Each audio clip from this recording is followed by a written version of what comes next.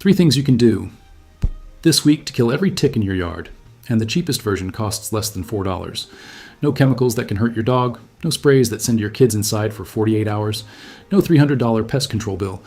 Here is exactly what we are covering today. Why this is the worst tick season on record and what the CDC said about it just last month. The single mistake 90% of homeowners make that does absolutely nothing. The one compound that pest control companies have been charging you hundreds of dollars for, that you can mix yourself tonight for pocket change, and a bonus trick at the end that costs 3 cents and works 100% of the time. Stay for all 4. The last one is the one they never tell you. Here is where we start, and I need you to sit with this for a moment. In April 2026, the CDC and Johns Hopkins Bloomberg School of Public Health held a joint briefing. The number they released did not make front page news the way it should have. Emergency department visits for tick bites in April 2026 were already running 25% higher than the same period last year. Not slightly higher, 25%. And May is historically the worst month of the entire year. We are already behind. Tick populations in the United States are at the highest density ever recorded. Lyme disease cases have more than tripled over the last 15 years. The CDC now estimates that approximately 476,000 people are diagnosed and treated for Lyme disease every single year in this country. That is not a rounding error. That is a city the size of Atlanta getting infected annually. But here is the part of this story that most people have never heard of. And this is the fear that should keep you up at night more than Lyme disease itself. It is called alpha-gal syndrome. A single bite from a lone star tick can reprogram your immune system so that your body launches a severe allergic reaction every time you eat red meat. Not immediately. 3 to 6 hours after you sit down for a perfectly grilled steak or a summer barbecue, your body turns against you. Hives, gastrointestinal collapse. In severe cases, anaphylaxis, the kind that stops your breathing and requires an EpiPen. The CDC puts the number of Americans currently affected at 450,000 suspected cases. A study published last November at the American College of Gastroenterology found that positive test results for alpha-gal syndrome increased 100-fold between 2013 and 2024, 100-fold in a single decade. As of April 2026, the state of Massachusetts made it legally required for doctors to report every new case to the Department of Public Health. That is how fast this is spreading. And here's the part that stops most doctors cold. 42% of healthcare providers in the United States have never heard of alpha-gal syndrome at all. So if you get bitten, develop a mysterious allergy to red meat, and show up at your doctor's office, nearly half of all physicians in this country will not know what they are looking at. The lone star tick is no longer a southern problem. Climate change has pushed its territory north through the Midwest and into New England. It is in your backyard right now, and right now in Connecticut, the state where Lyme disease was first named, researchers are collecting 30 ticks per day for testing and finding that 40% of them are already carrying Lyme disease bacteria. 40%. A single female tick that survives your yard this season will lay between 2,000 and 6,000 eggs before she dies. Think about that math. 1 tick you miss becomes 6,000 ticks next spring. That is the problem. Now here is the mistake you are almost certainly already making. Most homeowners dealing with ticks do one of 2 things. They mow their lawn short and they spray the grass. Both of those actions feel logical. Neither one is where ticks actually live. Researchers at Penn State University studying tick ecology made a statement earlier this year that should change how every homeowner in America thinks about this. They called it a very important shift in our understanding of yard tick control. Mowing your lawn short to kill ticks does almost nothing. The research simply does not support it. Here is why. The Connecticut Agricultural Experiment Station, which has studied tick populations in New England for decades and whose tick management handbook the CDC itself recommends, identified something that completely reframes the problem. 82% of tick nymphs are found within the first 3 yards of the woodland perimeter. The border, the edge where your manicured grass meets the brush, the tree line, the overgrown fence row, the neighbor's woods. Not the middle of your lawn, not the open grass where your kids play catch. The perimeter. When you spray your entire lawn, you are treating the 18% of the yard where ticks rarely live while completely ignoring the 82% zone where they actually wait, climb, and drop onto your ankles. You are working hard and solving the wrong problem entirely. Ticks do not jump. They do not fly. They practice a behavior called questing. They climb up the stem of a plant, extend their legs, and wait for a warm body to brush past. They do not come from your grass. They migrate from the edges inward, treat the edges. That is the entire game.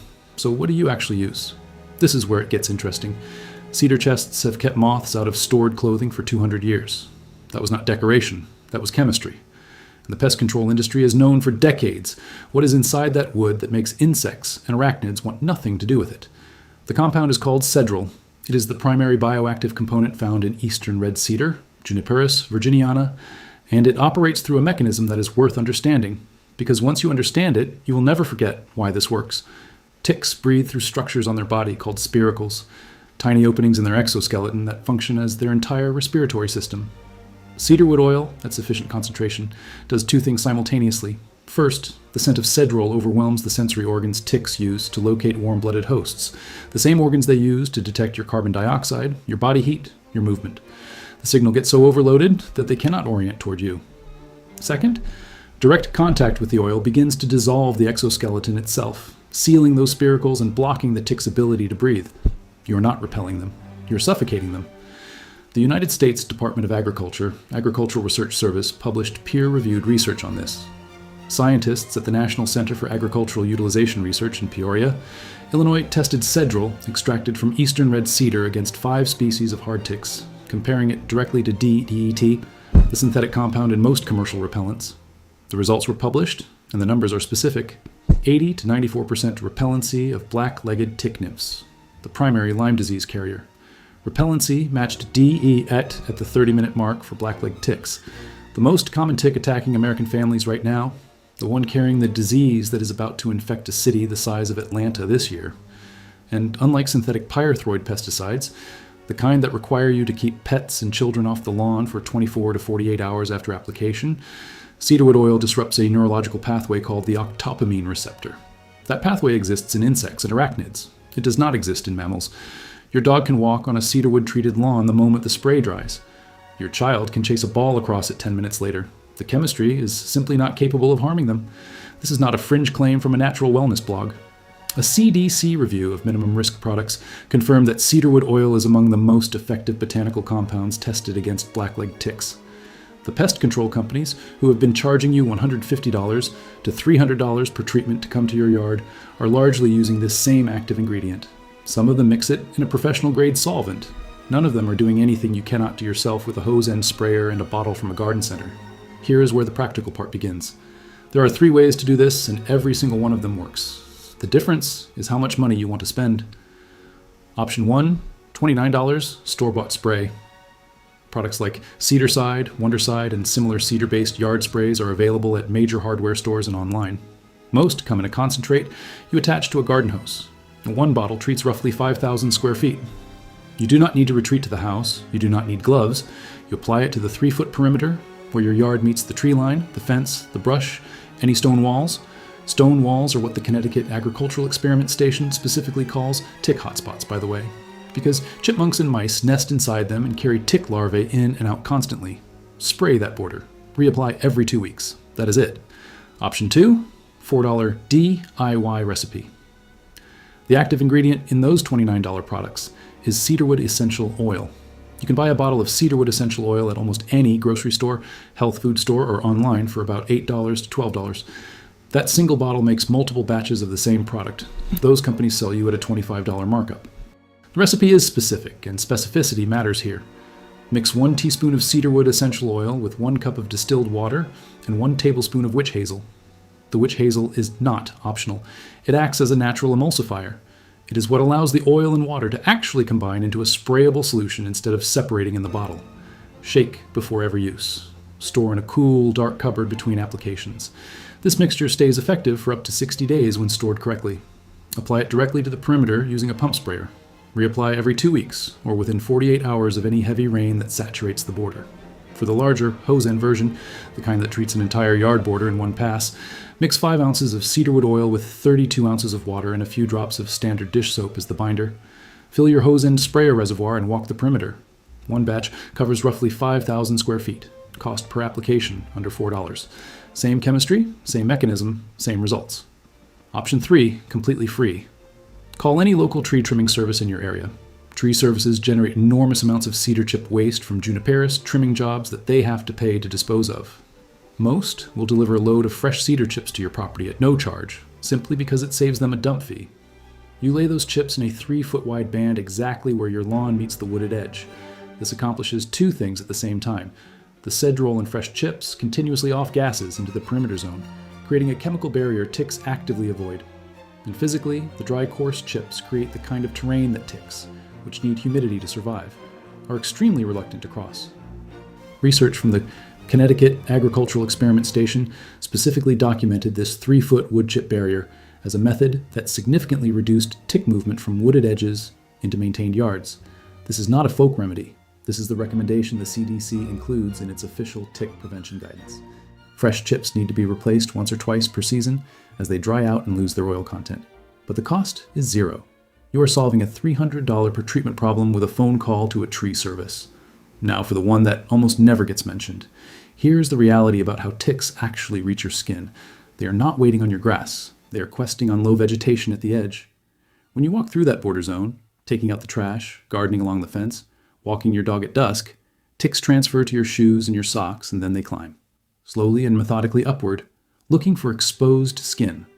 Most tick bites in humans happen on the lower legs and ankles because that is where the climbing stops when the tick finds a gap between your sock and your pant leg. The fix is a piece of duct tape. Take a strip of duct tape, roughly 6 inches long, and wrap it around your ankle over your sock with the sticky side facing outward. Not inward, outward. Any tick that starts climbing up your leg hits that adhesive strip before it reaches skin, and it does not get past it. Period.